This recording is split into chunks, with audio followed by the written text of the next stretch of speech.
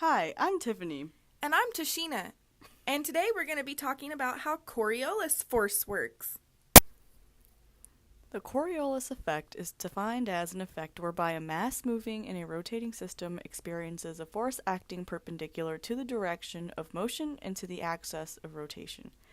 In layman's terms, this means that the Coriolis effect is a phenomenon that causes fluids such as water and air to curve as they travel across a surface instead of in a straight line. If you look at the example pictured, you can see that within the northern hemisphere, the rotation of the Earth drives motion to the right. However, in the southern hemisphere, the rotation of the Earth drives motion to the left. To help visualize the effect of Coriolis forcing, we've drawn a nice map of the United States.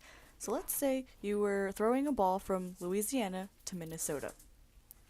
Without Coriolis forcing, you'd expect the ball to travel straight without any curves in its path. However, with Coriolis forcing, the ball's trajectory will actually veer off to the right and it'll land in New Jersey. Because the ball is being thrown in the northern hemisphere, its expected path is in the right direction rather than the left direction with Coriolis forcing. For this next visual, I have drawn South America. In this situation, you're standing in Uruguay and you're throwing the ball straight. It's expected to land somewhere in Brazil. However, with Coriolis forcing, its trajectory will actually take it towards Peru. And rather than going to the right direction this time, it will be going in the left direction. And this is because the Coriolis force affects the southern hemisphere differently.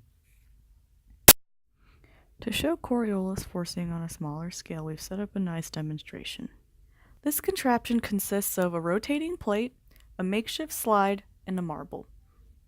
First demonstration is without Coriolis forcing in a non-rotating plane, and you should expect the trajectory to be forward facing.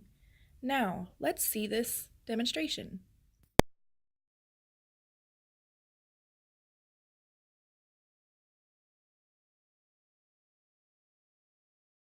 On a rotating plane, like our planet, in the southern hemisphere, Coriolis has a great effect, and you should expect the trajectory to now veer towards the left.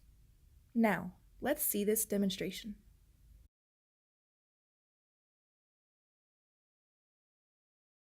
Now, let's rewatch this demo so you can see in the southern hemisphere that the rotation is clockwise, and therefore Coriolis diverts the marble to the left.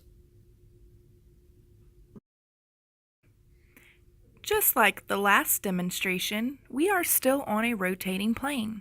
However, we are now looking at the effect of Coriolis in the northern hemisphere, and you should expect the trajectory to veer to the right now. Now, let's look at this demonstration.